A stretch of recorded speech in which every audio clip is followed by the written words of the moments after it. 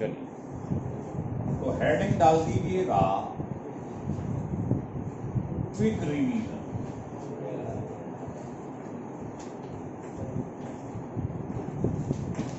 तो उसका तरीका ये है कि सबसे पहले हेडिंग डाल दीजिए यूनिट सेल। यूनिट सेल क्या होता है? ये 3 डायमेंशनल नेटवर्क होता है।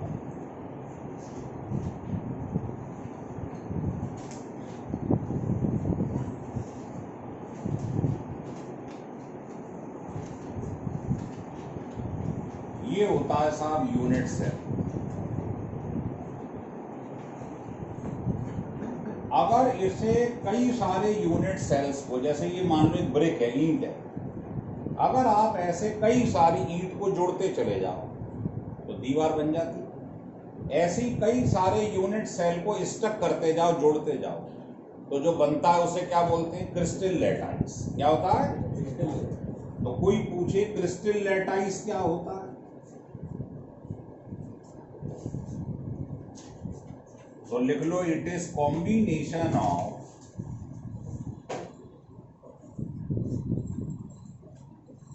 Unit cell. कई सारे यूनिट सेल को स्टक कर दो, चिपका दो, तो जो बनता है उसको बोलते हैं क्रिस्टल लैटाइस। अब ये यूनिट सेल है, आप देख रहे है ना, तो आप देखोगे इसके हर कॉर्नर में एटम या आयन होता है। इसको बोलते हैं लैटिस पॉइंट।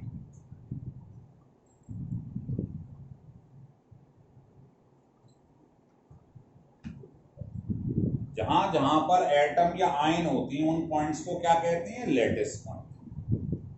ठीक है, चलिए अब आगे सुन लीजिए। यूनिट सेल जो होती, टाइप ऑफ यूनिट सेल, पहला होता है सिंपल क्यूबिक।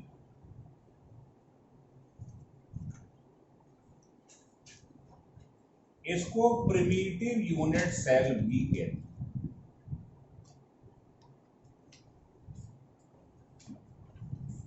दूसरा होता है बॉडी सेंटर्ड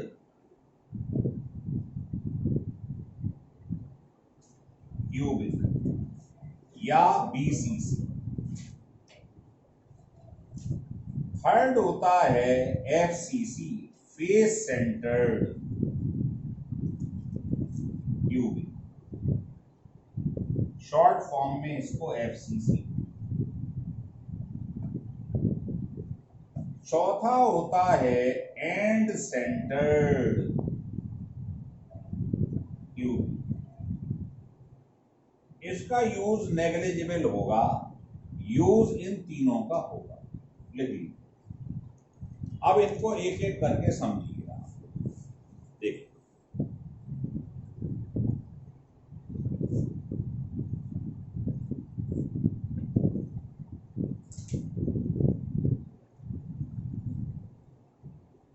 तो पहला है सिंपल क्यूबिक।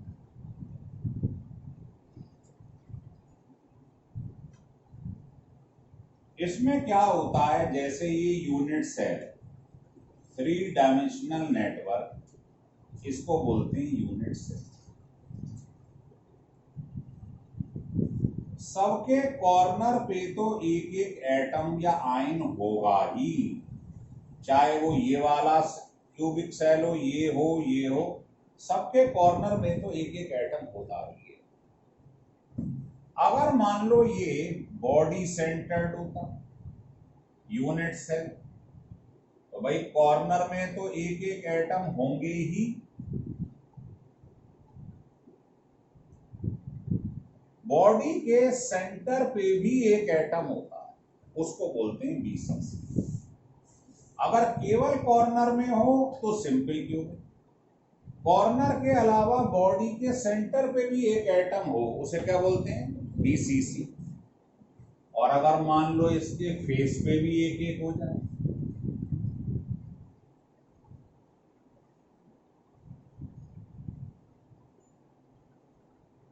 कॉर्नर में तो होगा ही होगा, अगर बताओ फेस कितने हैं इसके 6, तो 6 फेसेस पे भी अगर एक एक एटम हो, इसको बोलते हैं फेसेस। चौथा है एंड सेंटर्ड। एंड सेंटर्ड जो है उसमें क्या होता है, यूनिट सेल। भाई कॉर्नर में तो एक एक एटम होगा ही, सभी में होता है। अपोजिट फेस में भी अगर आपको एक एक एटम दिखाई दे जाए, कोई भी अपोजिट फेस, ये हो जाए या ये हो जाए, उसे बोलते हैं एंड सेंटर। तो आप इन्हें बना लीजिए। 4 प्रकार के यूनिट सेल हैं जो यहां बनाए गए। कॉर्नर में तो सबके एक एक होगा ही। अगर बॉडी के सेंटर पे भी एक एटम बैठा हो तो बीसीसी। अगर इसके फेसेस, कितने फेसेस हैं इसके 6, 6 फेस पर एक एक एटम और आ जाए तो एफसीसी। और अगर कॉर्नर के अलावा अपोजिट फेसेस पे भी एक एक एटम हो तो उसे बोलते हैं एंड सेंटर। हो रहा है क्लियर? हटा दें।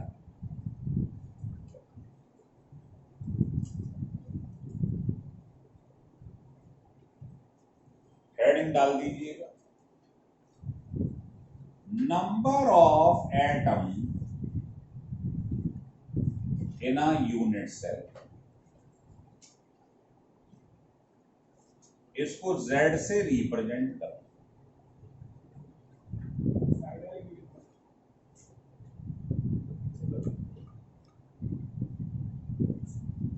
Number of atom in a unit cell, इसका रेडीमेड फार्मूला है, लिख लीजिएगा। Number of atom at the corner into 1/, face पर, बॉडी के सेंटर। अब इसमें बताइए, अगर मैं आपसे सिंपल क्यूबिक की बात कर लेता हूं, बताना सिंपल क्यूबिक का Z क्या होगा। कॉर्नर में कितने एटम हैं, तो यहां रख दो। बताओ फेस पे है कोई, यहां रख दो 0। बताओ बॉडी के सेंटर पे है कोई, तो Z1 आ गया। तो सिंपल क्यूबिक का Z कितना होता है, 1 होता है। बात करें अगर हम एफसीसी, तो एफसीसी में क्या होता है, फिर वही फार्मूला लगा। बताओ एफसीसी में कॉर्नर में कितने हैं, 8, फेस पर कितने हैं, 6, और बॉडी के सेंटर पे क्या है, नथिंग। तो बताइए 4 आ गया नहीं। सिमिलरली बोलो बीसीसी में क्या होगा, फिर लगा दो फार्मूला। बताओ कॉर्नर में कितने, 8, फेस पर कितने हैं, कोई नहीं, बॉडी के सेंटर पे कितना है, 1। बताओ Z2 आ गया नहीं है। क्लियर हो रहा है? तो ये आपके पास Z की वैल्यू निकालना सीख गए सबके लिए। चलो हटा दें। इसके बाद हम आगे बढ़ते हैं। जब हम Z सीख गए तो अब हम सीखने जा रहे हैं relation between radius of the atom and cell edge, जिसे हम A से रिप्रेजेंट कर, मतलब समझ लो। पहले मैं कहना ये चाह रहा हूं, जैसे ये यूनिट सेल है, मान लो सिंपल क्यूबिक ही है। बताना बेटा हर कोने में क्या होता है, एटम। मान लो ये एटम और इसकी रेडियस जो है वो R, और ये यूनिट सेल जो है क्यूब है, तो बताओ इसकी हर साइड क्या होगी, बराबर। तो मान लो एक साइड इसकी A, इसको कहते हैं सेल एज। साइड को क्या बोलते हैं, सेल एज। और जो कॉर्नर पे इसके एटम हैं उसकी रेडियस मैंने मान लिया R। तो वो पूछ रहा बताओ इस आर और ए में क्या रिलेशन होता है। ठीक है, तो बेटे सिंपल क्यूबिक के केस में, एफसीसी के केस में और बीसीसी के केस में, सिंपल क्यूबिक के लिए आर और ए में क्या रिलेशन होता है, एफसीसी के लिए आर और ए में क्या रिलेशन होता है, और बीसीसी के लिए आर और ए में ये रिलेशन। इसे प्रूफ भी किया जाता है, करूंगा। अभी हमें डायरेक्ट भी याद रखना है ना। अगर न्यूमेरिकल करने हैं तो आपको ये डायरेक्ट याद रहने चाहिए, प्रूफ थोड़ी करके देखोगे उससे। तो आपको ये याद हो गया कि भाई इन तीनों के लिए आर और ए में क्या रिलेशन होता है, और जेड तीनों के निकाल ही लिए थे। बोलो सिंपल क्यूबिक का जेड, बताओ इसका एफसीसी का, तो समझ में आ गई थी, क्लियर हो रहा है। लिख लो, जब हमारे पास z निकल आया, जब हमें r और a में रिलेशन मालूम है, तो हम निकालने जा रहे हैं डेंसिटी। यूनिट सेल की डेंसिटी निकालने के लिए हमें जरूरत पड़ती है इन दोनों की। तो स्टेप बाय स्टेप चलेंगे। जब ये दोनों मालूम पड़ गए तो हेडिंग डालिए density of the unit cell.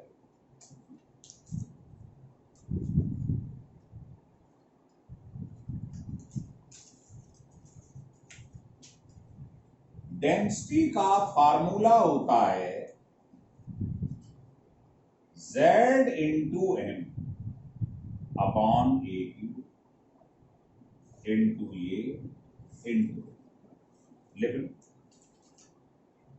इसका भी प्रूफ है, पर मैं अभी प्रूफ पे ध्यान नहीं दे रहा हूं, मैं आपको फार्मूला बता रहा हूं और मुझे बताने हैं इसके ऊपर न्यूमेरिकल। अभी वो मकसद है। तो बेटा डेंसिटी का फार्मूला ये होता है, तो जरा बताएं। अगर मैं बात कर लूं आपसे एफसीसी क्रिस्टल, पेपर में गिवन होगा, बताना जेड की जगह क्या रखोगे, 4। समझ में आ रहा है। एम क्या है, मॉलिक्यूलर वेट। मान लो आपसे कह दे NaCl, तो इसका मॉलिक्यूलर वेट पेपर में गिवन होगा, यहां रख देंगे। ध्यान रखना, ये जो है ए, इसकी साइड क्या बोलते हैं इसे, सेल एज, ये आपको पिकोमीटर में रखनी है। और आप जानते हैं 11वीं में कि एक पिकोमीटर को माइक्रोमीटर बोलते हैं, और माइक्रो का मतलब होता है -6 इंटू -6। एक पिकोमीटर में इतने मीटर होते हैं। और बताओ अगर मैं मीटर को इंटू 100 कर दूं तो सेंटीमीटर आ जाएंगे। तो आप कह सकते हैं एक पिकोमीटर में इतने सेंटीमीटर। क्लियर है। एंगस्ट्रॉम में भी जानते हैं आप 10⁻⁻10 मीटर। पढ़ा है कि नहीं पढ़ा? लेकिन ध्यान रखो, बार बार कह रहा हूं, इस वाले फार्मूले में ए हमेशा किस में रखना है, पिकोमीटर। गलती मत कर। Na कहलाता है एवोगैड्रोस नंबर। इसकी वैल्यू दे मत दे आपको याद रखना। क्लियर हो रहा है। तो इस फार्मूले से हम डेंसिटी निकालेंगे, अभी बताएंगे आप 2-4 सवाल। हो गया क्लियर? डराइव होगा ये बकायदा, ये भी डराइव होगा, पर मेरा मकसद इस समय कुछ और है कि आपको बताया जाए ये फार्मूले, क्योंकि न्यूमेरिकल में तो डायरेक्ट लगाएगा ना। जैसे मैं आपसे कहूं फलाने क्वेश्चन में डेंसिटी निकालो न्यूमेरिकल, तो क्या प्रूव करके देखेगा? पहले फार्मूला तो याद रहना चाहिए, इसे हम अप्लाई करके न्यूमेरिकल निकालेंगे। हो गया क्लियर? तो न्यूमेरिकल जो बनेंगे डेंसिटी वाले सब इससे निकले। आर और ए की बात कभी आ जाए तो वो इन तीनों से निकले, ये हमें याद रहने चाहिए टिप्स। हो गया क्लियर? चलो अब हम आगे बढ़ते हैं। इसके बाद आपको बताने जा रहे हैं packing fraction and void.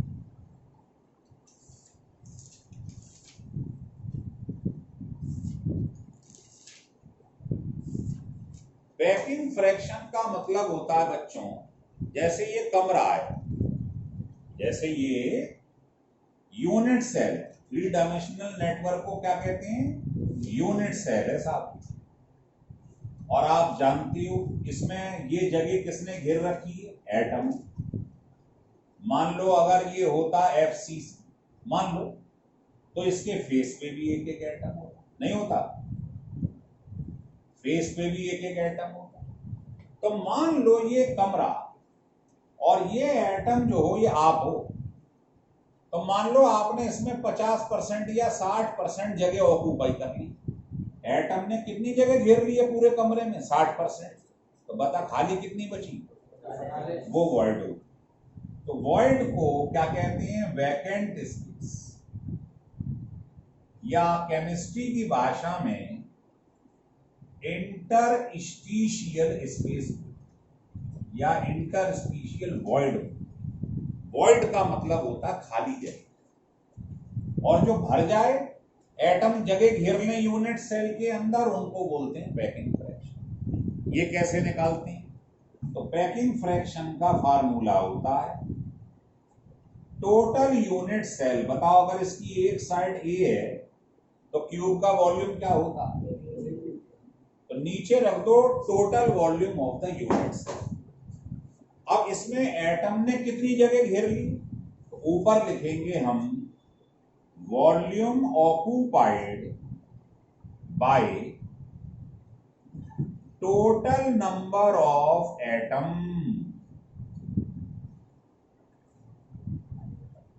In a unit cell. Unit cell में एटम ने कितना जगह घेर ली divided by total volume into 100। ये फार्मूला होता है पैकिंग फ्रैक्शन निकालने। मैं लगा के दिखा रहा हूं, देख लेना। मान लो पेपर में FCC क्रिस्टल आ गया, किसी ने कहा इसका पैकिंग फ्रैक्शन निकालो। क्या निकालो? Packing fraction. तो नीचे तो आप A क्यूब लिख दो। बताइयो बेटा FCC में कितने एटम होते हैं यूनिट सेल के अंदर? 4। अभी बताया था Z4 होता। अब बता एक एटम कितना वॉल्यूम ऑक्यूपाई करेगा?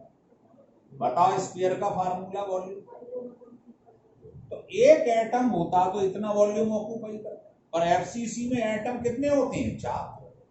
अभी बताया था ना, सिंपल के लिए ये, FCC के लिए ये, BCC के लिए। FCC में कितने एटम होते हैं? 4। तो 4 एटम का वॉल्यूम इतना ही तो होगा। तो अब मुझे बताओ, यहां आपने क्या करा? R की जगह R और A में रिलेशन लगा। बताइए बेटा FCC के लिए R और A में रिलेशन क्या बताया था? बोलो A अपॉन, बस ये याद होना चाहिए आपको। जो मैंने अभी टेबल बनाई थी याद होगा। FCC के लिए R और A में रिलेशन ये, BCC के लिए R और A में रिलेशन ये, सिंपल क्यूबिक के लिए R और A में रिलेशन ये। याद नहीं है फिर नहीं कर पाओगे आप इसको। तो आपने क्या करा? R की जगह पर A वाला फार्मूला पुट कर दिया FCC, और Z भी तुम्हें मालूम है। सिंपल क्यूबिक के लिए Z क्या था? 1। इसके लिए, इसलिए इसमें 4 एटम रखी मैंने FCC, है ना। तो बेटा जब आप इसको सॉल्व करेंगे A क्यूब बढ़ जाएगा, तो ये आपके पास 74% आ जाएगा। करके देख लेना। तो अब आप ये बताओ, ये तुम्हारे पास 74% आ गया FCC। क्या? Packing fraction. तो वॉइड कैसे निकालते हैं? 100 में से माइनस कर। तो वॉइड का फार्मूला होता है 100 माइनस पैकिंग फ्रैक्शन। भाई एक चीज बताओ, इस कमरे में एटम ने जगह घेर ली है 74%, तो खाली जगह कितनी बची ले गई है बेटा? इसी को बोलते हैं वॉइड। बताओ क्लियर होगा कि नहीं? सीधे बैठ, आ गया आ गया। अब आप बताओ, अगर यही डेरिवेशन आपको BCC का करना हो, बताओ बेटा BCC का कैसे करेंगे जरा बताओ। तो लिख लो बीसीसी के लिए क्या करेंगे, कितने एटम होते हैं बोलो बीसीसी में? 2। यहाँ रख दो, सिमेट्री से पढ़ा करो, बड़ी जल्दी याद होगा। बता बेटा आर की जगह क्या रखेगा बीसीसी में? √3a/4। इसे सॉल्व कर ले, 68% आ जाए पैकिंग फ्रैक्शन बीसीसी। इसे 100 में से माइनस कर तो बता 32% वॉइड आ गई। हो गया दूसरा डेरिवेटिव। समझदार के लिए मजाक चल रहा है। बता बेटा सिंपल क्यूबिक के लिए क्या होगा जरा बताइए। बता z कितना होता है उसका 1। बता r का a से क्या रिलेशन होता है? बस ये तेरे पास आ जाएगा 52.4 या 52%। 100 में से कितना आ गया? लिखने की कोशिश मत करो, ये वीडियो आपके पास पहुंच जाएगा थोड़ी देर बाद। स्टिल कर करके खूब लिखना मजे मजे, केवल समझो जो मैं बोल रहा हूँ। ये क्विक रिवीजन है कि आधे पौन घंटे में पूरा चैप्टर कैसे खाया जाता है। आपको आता है ढंग से देखते जाओ, क्लियर होता जा रहा है। तो क्या आपने पैकिंग फ्रैक्शन और वॉइड सीख लिया निकालना? चलो हटा दो।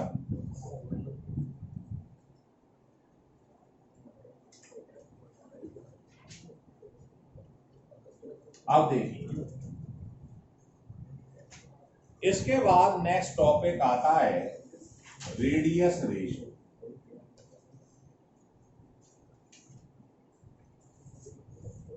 बड़ा ही important topic, radius ratio. Radius ratio कोई पूछे क्या होता है, तो कैटाइन और एनाइन की रेडियस का रेशियो कहलाता है radius ratio. The ratio of the radius of cation and the radius of anion is called radius. जितना ज्यादा रेडियस रेशियो होगा उसका कोऑर्डिनेशन नंबर उतना ही ज्यादा हो। या ऐसे बोल दो, जितना साइज कैटाइन का बड़ा होगा उतना रेडियस रेशियो ज्यादा होगा, डायरेक्टली प्रोपोर्शनल। तो आप कहोगे रेडियस रेशियो डायरेक्टली प्रोपोर्शनल है किसके? Size of the cation. और ध्यान रख लो, जिसका रेडियस रेशियो ज्यादा है या कोऑर्डिनेशन नंबर ज्यादा है उसकी स्टेबिलिटी भी ज्यादा है। आपको ध्यान हो कैटाइन का साइज, कैटाइन में ध्यान रखना, ये बड़ा और ये कैटाइन छोटा सा। तो आप बताओ कैटाइन को चारों तरफ से कौन घेरे रहते हैं? एनाइन। तो बताओ किस केस में ज्यादा एनाइन होंगे? बताओ। तो अगर मान लो मैं एनाइन का साइज एक फिक्स कर लूं, नेगेटिव वाले का ऐसे फिक्स कर लूं, तो बताओ इसमें कितने नेगेटिव आयन फिक्स हो जाएंगे? साइज यही रखा है मैंने, चलो इतने मान। इसमें बताना अगर यही वाले साइज को ले लूं द्वारा से, तो इसको कितने घेर लेंगे ज्यादा से ज्यादा, और इसको? तो किसी आयन को दूसरे आयन, अपोजिट आयन जो घेर लेते हैं, सराउंडेड होते हैं, उसी को कोऑर्डिनेशन नंबर कहते हैं। तो बता इसका कोऑर्डिनेशन नंबर कितना है? 7। इसका? तो आप बताओ बेटा इसको ज्यादा घेरेंगे, समझ रहे हैं बात को? इसकी चार्ज डेंसिटी ज्यादा है, इसका मतलब इसकी स्टेबिलिटी ज्यादा है, क्योंकि कोऑर्डिनेशन नंबर इसका कितना है? 7 और इसका 4। तो जितना ज्यादा कोऑर्डिनेशन नंबर है उतनी ज्यादा स्टेबिलिटी। समझ में आ रहा है? चलो हटा दूं इसे। तो जरा सोच के बताना मुझे, किडनी से अगर है तो बताइयो इन दोनों में कौन ज्यादा स्टेबल हो? Cl तो सेम है, बता Na और K में किसका साइज बड़ा होता है? एल्कली मेटल पढ़े हैं ना सबने, बताओ फर्स्ट ग्रुप में ये आते हैं, नीचे जाने पे साइज बढ़ता है। तो बताओ Na का साइज बड़ा होगा या K का? तो जिसका साइज बड़ा होता है उसको ज्यादा घेर लेती, उसकी स्टेबिलिटी ज्यादा है। आंसर ये, ऐसे सवाल बन जाते। साइड से चेक कर, क्लियर हो रहा? आगे बढ़ते हैं तो इस पे ऑब्जेक्टिव सवाल बनते चले जाए। हो रहा है क्लियर? अब रेडियस रेशो अगर मान लो आपने सीख लिया है, सीख ली, तो क्या करेंगे? तो आपको टेबल लर्न करनी पड़ेगी जिससे निकलेंगे सवाल। बताओ, बार बार लिखे आपकी मास्टरी हो जाती है। तो रेडियस रेशो, कोऑर्डिनेशन नंबर और ज्योमेट्री या शेप, कुछ भी बोल लो। इस चैप्टर में 3-4 टेबल हैं जो हमें याद रखनी है। तो बताइए, रेडियस रेशो अगर इससे कम हो या रेडियस रेशो इस रेंज में आ जाए, इससे लेके ये वाला, या आ जाए इस रेंज में, या आ जाए इस रेंज में, ये आ जाए और या आ जाए, तो बताइए अगर ये आ जाए तो कोऑर्डिनेशन नंबर क्या होता है? 2, 3, 4, 6, 8, 12। आप ढंग से देख रहे हो, ये रेंज बढ़ती जा रही है, वैल्यू देखो बढ़ती जा रही है, तो कोऑर्डिनेशन नंबर भी। तो रेडियस रेशो जो है वो कोऑर्डिनेशन नंबर के डायरेक्ट, रेडियस रेशो बढ़ता जाएगा मतलब कैटाइन का साइज बढ़ेगा। देखो ये बढ़ेगा तभी तो ये बढ़ेगा, और कैटाइन का साइज अगर बड़ा हो गया तो उसको ज्यादा एनाइन घेर लेंगे तो उसकी स्टेबिलिटी भी बढ़ जाती है ना। अभी बताया था मैंने, क्लियर है? तो बताइए, शेप हमें लर्न करनी है, बोलिए शेप कैसी होती है इसकी? लीनियर। और आपको एक जानकारी के लिए बता दूं, बुक में ये वाला और लास्ट वाला केस नहीं दिया हुआ है, आप किताब खोल लेना। बुक में यहां से यहां तक दिया हुआ है बस, ये दोनों मैंने एक्स्ट्रा बल्लेबाजी करी है जो समझा रहा हूं। तो बताइए 3 में क्या होता है? ट्रायंगुलर प्लेनर, ये होता है टेट्राहीड्रल, लिख के याद करना है, ये ऑक्टाहीड्रल, ये बीसीसी और ये सीसी, क्यूबिक क्लोज। इस टेबल के याद होने पे ही रेडियस रेशो के सारे सवाल निकलेंगे। तो सवाल कैसे बनते हैं इस पे सवाल? तो 3 सवाल बता रहा हूं। पहला सवाल ये है कि जैसे आपके पास एक क्रिस्टल है कैल्शियम ऑक्साइड, इसमें आपको कैटाइन और एनाइन का साइज दे दे। मान लो ये दे रहा है 60 पिकोमीटर, ये दे रहा है 100 पिकोमीटर। तो आपसे पूछेगा इस क्रिस्टल का स्ट्रक्चर बताओ कैसा, शेप कैसे, और इसका बताओ कोऑर्डिनेशन नंबर कितना। तो जब भी आपको साइज दिया हो तो आप रेडियस रेशो निकालो। बताओ कैटाइन का कितना है रेडियस, एनाइन का ये कितना आ गया। अब आपको टेबल याद होनी चाहिए। बताओ 0.6 किस रेंज में आ रहा है? इसके बीच में ही आता है 0.6। तो आंसर हो गया कोऑर्डिनेशन नंबर 6 होगा और शेप, तो ये इसका आंसर ऑक्टाहीड्रल होगा और कोऑर्डिनेशन नंबर 6। तो पहला सबसे हल्का सवाल रेडियस रेशो का यही, कमजोर सवाल। दूसरा सवाल क्या है वो देखिए।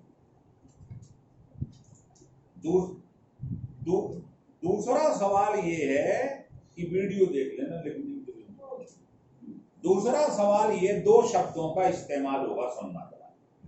मान लो आपके पास कोई क्रिस्टल ऐसा है, या पाइप समझ लो ऐसा इर्रेगुलर, यहां से पतला है यहां से मोटा है, और बाहर से एक एटम इसमें प्रवेश करने वाला है। तो बता एटम का ज्यादा से ज्यादा क्या साइज हो सकता है? इधर से चेक करेगा या इधर से? इधर से। तो अगर किसी क्वेश्चन में हाउ लार्ज लिखा हो, इस शब्द का इस्तेमाल हो रहा हो, तो आप रेडियस रेशो को हायर लिमिट के बराबर कर दें। जैसे मान लो वो आपसे कहे कि ये क्रिस्टल ऑक्टाहीड्रल है, कैसा है? तो बता ऑक्टाहीड्रल की हायर लिमिट कौन सी है? ये वाली, ये लोअर लिमिट है। तो अगर उस शब्द क्वेश्चन के अंदर, अभी मैं बताता हूं, अगर हाउ लार्ज शब्द का इस्तेमाल हो तो आप जो रेडियस रेशियो है उसको किसके बराबर कर देंगे, हायर। और अगर वो कहे जस्ट फिट, क्या वो एटम बस फिट हो सकता है, तो जस्ट फिट का अगर इस्तेमाल हो जाए तो आप रेडियस रेशियो को लोअर लिमिट के बराबर कर दें। ये दो बात समझ लो तो न्यूमेरिकल में इस्तेमाल होगी। क्लियर हो रहा है? तो बस इससे और इससे सारे रेडियस रेशियो के सवाल निकल। देखिए क्लियर हो गया यहां तक?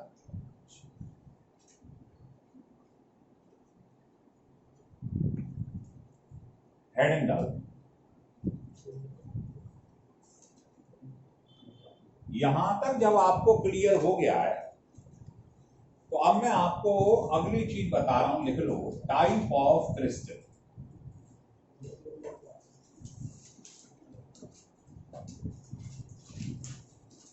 या इसको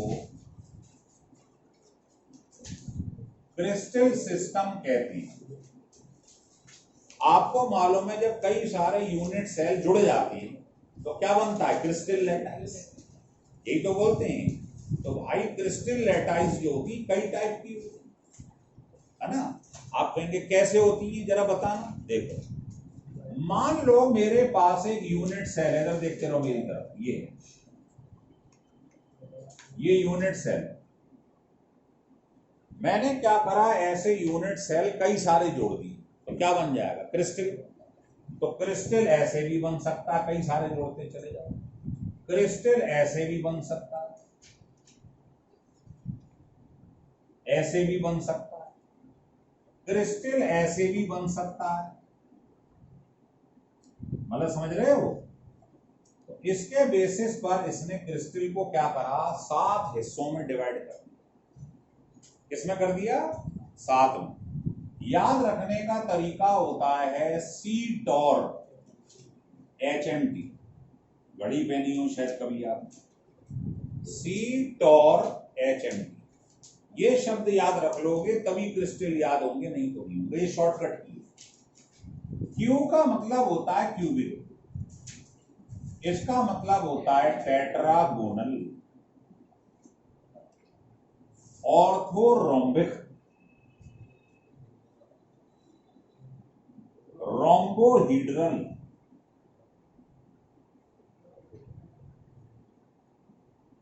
हेक्सागोनल। एम का मतलब होता है मोनोक्लिनिक और टी का मतलब होता है ट्राइक्लिनिक। सीक्वेंस से याद होना चाहिए, नहीं तो गड़बड़ हो जाए। अगर आपसे कोई पूछे कितने क्रिस्टल सिस्टम होते हैं, आप हवाबाजी चालू कर दो, अरे एक होता है क्यूबिक, एक होता है ट्राइक्लिनिक, एक हेक्सागोनल, तो आपको कुछ भी याद नहीं होगा। आपको सीक्वेंस से याद करना है तो याद रख लो क्या, CTOR HMT। उससे फायदा ये होगा जब आपने सी लिखा है दिमाग में तुरंत आएगा, सी मतलब क्यूब। तो ये 7 क्रिस्टल होते हैं, देख लीजिए, है ना। अब जब ये क्रिस्टल आ गए आपके पास तो इधर आ जाए।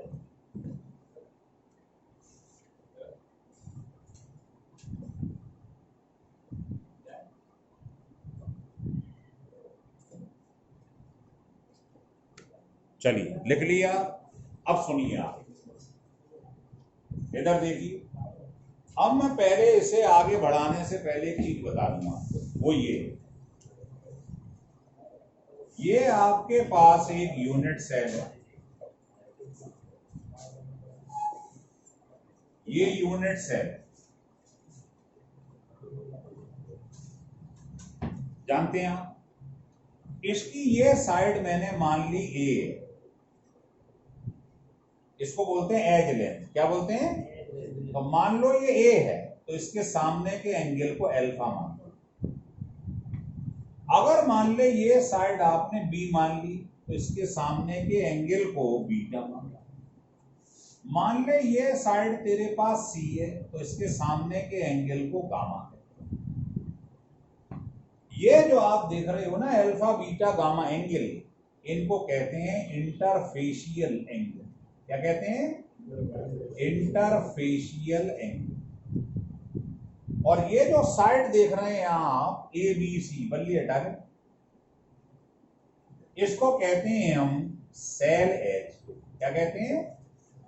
Cell edge. तो हर क्रिस्टल की ये अलग अलग होंगी, किसी की ये तीनों साइड बराबर एंगल बराबर होंगे, साइड अलग अलग होंगी, किसी की दो साइड बराबर होंगी, तीनों एंगल बराबर होंगे। उसके बेसिस पर इनका नाम ये रखा। तो हमें ये याद रखना है कि इसके अंदर अल्फा बीटा गामा और ए बी सी, इसमें क्या रिलेशन, यही पेपर में पूछा जाता है ना। उसके लिए हमें ये टेबल आनी चाहिए। तो पहली बात बताओ, ये समझ में आ गया अल्फा बीटा गामा क्या है, ए बी सी क्या है? तो क्या करेंगे सुनिए, यहां पर हमने लिखा था टाइप ऑफ क्रिस्टल सिस्टम, यहां लिखेंगे हम सेल एज, यहां लिखेंगे हम इंटरफेशियल एंगल, और लास्ट में हम लिखने जा रहे हैं नंबर ऑफ यूनिट सेल्स। ये है टेबल, बहुत ही इंपॉर्टेंट। इसको याद करने का तरीका क्या है वो हमने आपको समझाया, देखो नहीं तो याद नहीं होगी आपको। तो पहले तो सीट और HMT लिख लोगे साथ। तो देखिए जो बात हो रही है सेल एज की, जो साइड है इसकी, तो क्या होता है क्यूब, हर बच्चा जानता है क्यूब वो होता है जिसकी सारी साइड बराबर हो, सारी साइड बराबर होनी चाहिए, वही तो क्यूब होता है। टेट्रागोनल वो होता है जिसका ए और बी साइड तो बराबर हो, सी अलग हो। और ऑर्थोरोम्बिक वो होता है जिसकी सारी साइड अलग अलग हो, कोई भी साइड बराबर नहीं। अब कुछ मत करो, इन तीनों को उठा के पोस्टर छाप दो, द्वारा से लिख लो। ये याद करने का आसान तरीका, इन्हीं को द्वारा रिपीट करो। इसीलिए आप घर पे इसको लिख के देखें, ये मत सोचिए अरे याद हो जाए। और जैसे ही ये रिपीट कर दो, उसके बाद ये जो लास्ट में लिखा है इसे ही द्वारा से बता, सातों याद हो गए थे। पहले तीनों बराबर, दूसरे में दो बराबर एक अलग, तीसरे में तीनों अलग। तीन लिखते ही उनको उठा के द्वारा से रिपीट कर दो, इसको ऐसे हो गया क्लियर।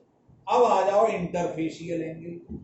तो बेटा जो इंटरनल एंगल बताए थे अल्फा बीटा गामा, क्यूबिक वाले में याद करने का तरीका है सारे एंगल बराबर होते हैं। और किसके बराबर होते हैं? इसमें भी यही होता है, इसमें भी यही होता है, इसमें भी यही होता है। तो शुरू के तीन तो आप ऐसे लेते, चौथे वाले में ये सब बराबर होती हैं लेकिन 90 के बराबर नहीं। आ रहा है समझ में? यहां तक तो आपको याद हो जाए, बस इसके बाद आपको एक दो मिलेंगे जिसके अंदर गड़बड़ है, वो आप लिख लो, नहीं तो यहां पर गड़बड़ हो जाए। वो ये हेक्सागोनल, इसमें अल्फा और बीटा तो होते हैं 90 डिग्री और गामा होता है 120 डिग्री। इसमें अल्फा और गामा होते हैं 90 और बीटा 90 के बराबर नहीं होता। और लास्ट ये, जैसे इसमें तीनों बराबर नहीं थे, इसमें भी तीनों बराबर नहीं होते और ना 90 के बराबर। आ रहा है समझ में? तो इस बार पेपर में पूछा गया था, मैंने बताया जेई IIT 2020 में, कि बताइए जिसका कोई भी साइड बराबर ना हो, कोई भी एंगल बराबर ना हो, वो कौन सा क्रिस्टल है? ट्राइक्लिन। क्या नाम है? तो ये देखो, ये तो आपको जल्दी से याद हो जाएगा और यहां तक ये भी याद हो जाएगा। यहां समस्या आएगी इन तीनों, बस इसको याद कर लो। हो गया क्लियर? इसके बाद कुछ नहीं, इसके बाद एक फोन नंबर बता रहा हूं वो याद रखें। अगर आपको मालूम करना है इसमें कितने यूनिट सेल बन सकते हैं, तो बेटा नंबर ध्यान रख लो, ये फोन नंबर है 32,411,21, बस लिखते जाओ। इसमें 3 होते हैं, इसमें 2, इसमें 4, 1 1 हो गया नंबर। तो ये टेबल नंबर से याद होगी, ट्रिक से याद होगी, रट नहीं पाओगे आप। तो समझ में आ रहा है? तो ट्रिक कहां कहां इस्तेमाल हुई, इसको याद करने में ये याद रखना है।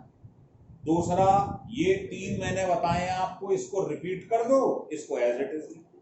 और ये तो आप देख ही रहे हो, ये तीनों सेम है, इसमें ये नोट लगा दो, बस यहां तक तो याद हो जाएगा। उसके बाद ये फोन नंबर याद,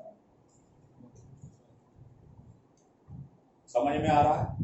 तो बेटा कोई पूछे क्रिस्टल सिस्टम कितने टाइप के होती हैं? 7, तो 7 तो होते हैं क्रिस्टल सिस्टम।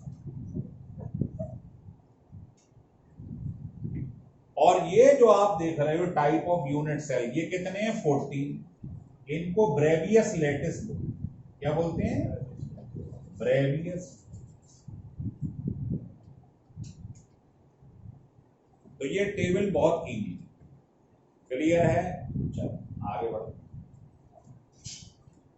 तो ये वो थ्योरी थी जो मैंने पढ़ा था।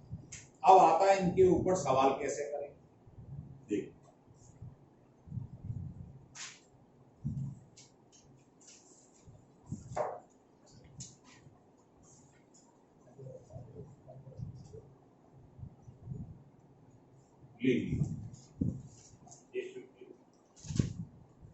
देखो, तो आपको क्वेश्चन करने से पहले याद रखना है फार्मूले जो बताए गए, है ना। देखिए, पहला क्वेश्चन ये है कि ये आपके पास कह रहा है एक एलिमेंट है जिसका मॉलिक्यूलर वेट इतना दिया है।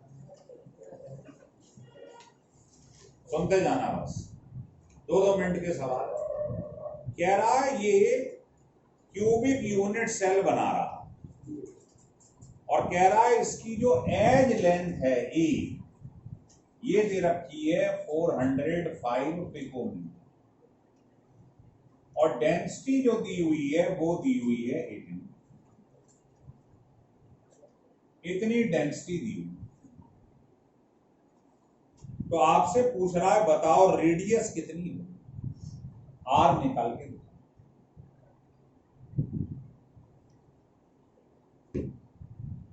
बताओ कैसे करें। हाँ, जब आपको डेंसिटी दे दी तो आप किसी भी तरफ मत दे दो। बोलो, डेंसिटी का फार्मूला भी बताया था, क्या था बोलेंगे?